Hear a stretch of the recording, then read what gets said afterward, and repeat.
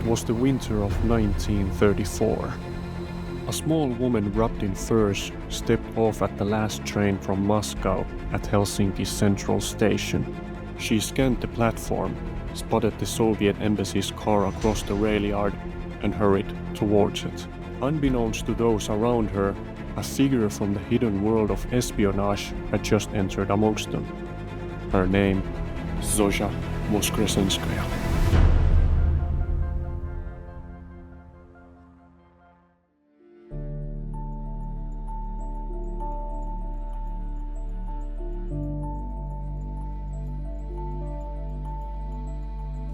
In Helsinki, 27-year-old Alexandra Kruklova was meant to take up a position as the manager of an Intourist's Helsinki office. But this was not true. Her name was not Kruklova, nor was her assignment at a minor travel agency. Zoja Voskresenskaya, alias Kruklova, alias Rybkina, alias Yartseva, was destined for major duties in the service of Soviet espionage.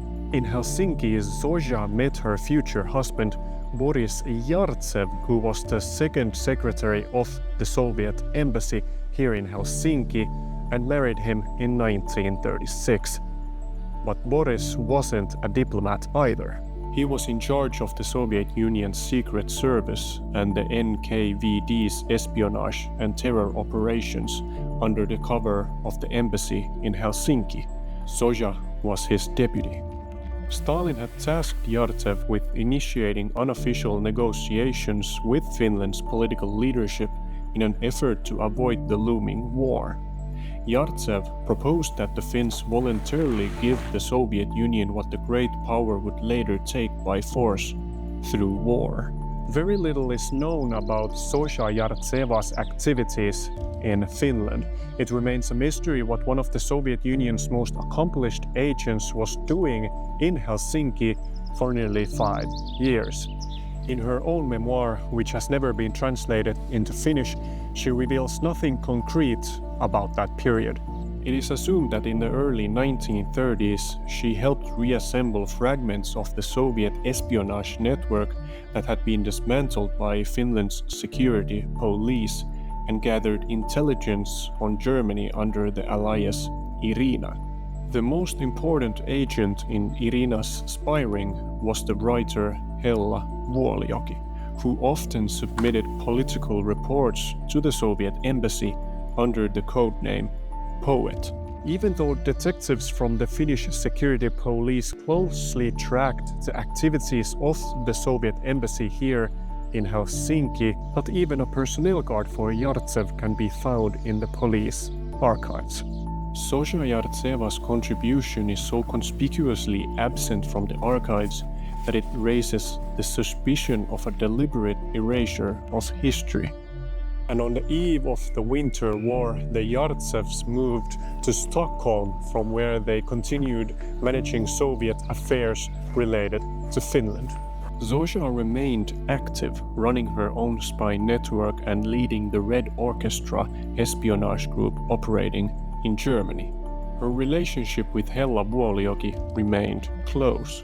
As early as January 1940, the alias Poet traveled to Stockholm to discuss peace in the Winter War with the Yartsevs and the Soviet ambassador Alexandra Kollontai.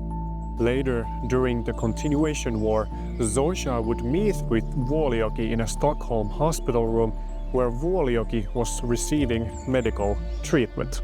The two conspirators communicated silently using erasable magic slates, writing questions and answers that could be wiped away in seconds. In interrogations, Vuolijoki insisted they only discussed Finnish peace negotiations.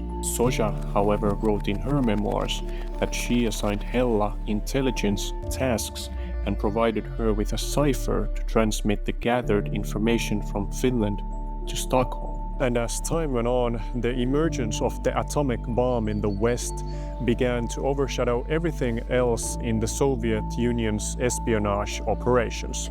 Atomic espionage also made its way onto Zoja Yartseva's agenda.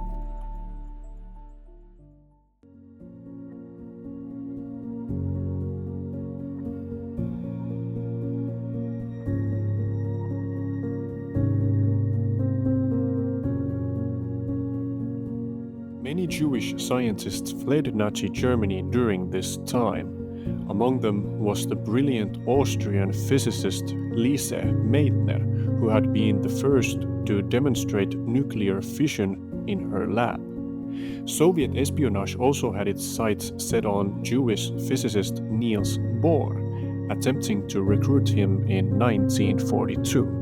And with the Nazis occupying Bohr's native Denmark, resistance to Nazi rule became a shared ideological concern, and it was thought best to have a well-known Nordic cultural figure approach Bohr with the idea of a common cause, defeating the Nazis. This task fell to Zoja Voskresenskaya and her agents. Zoja had a suitable person for the job, the famous Finnish writer Hella Vuolijoki. However, Vuolijoki's extreme communist views were so well known that she was deemed too risky to use as a lure, and the replacement came from closer to home, Hella Vuolijoki's left-wing cultured daughter Vappu Tuomioja. In his memoirs, NKVD General Pavel Sudoplatov, who led the Soviet atomic espionage, recalls that it was Vappu Tuomioja who then met with Lise Meitner and Niels Bohr.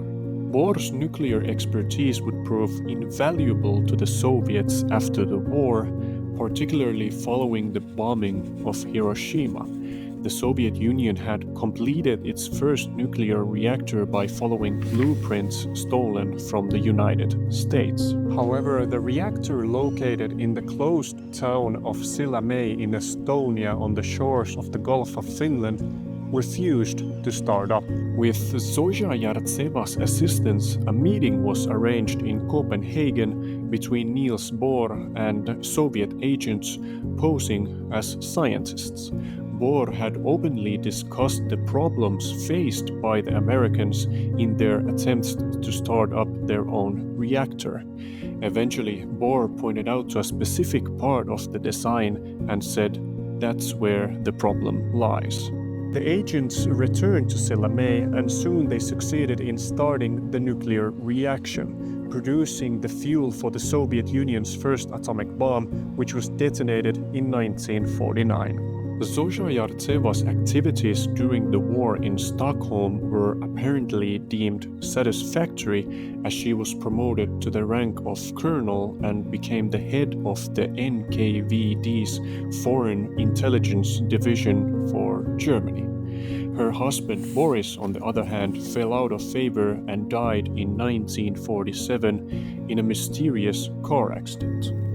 Zoja's career was still on the rise when Stalin's death in 1953 brought it to an abrupt halt.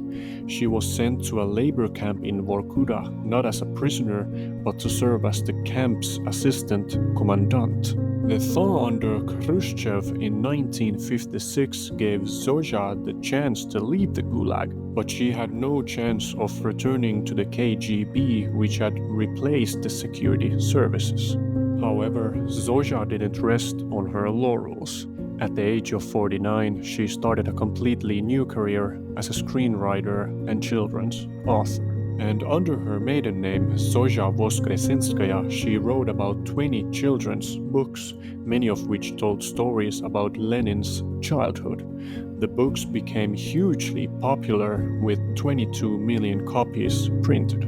Thus, tens of millions of Soviet school children at the time were introduced to the charming stories of Aunt Zoja, the beloved author. But behind the gentle tales and grandmotherly image lay a life shaped by secrets. Zoja Voskresenskaya walked through history hidden in plain sight, shaping global events from the shadows. She moved unseen, unheard, yet left ripples that touched the course of wars, politics, and even the atomic age. Was she the Soviet Union's most successful spy? Perhaps, but more than that, she reminds us of something else. That even today, we may never truly know who walks beside us.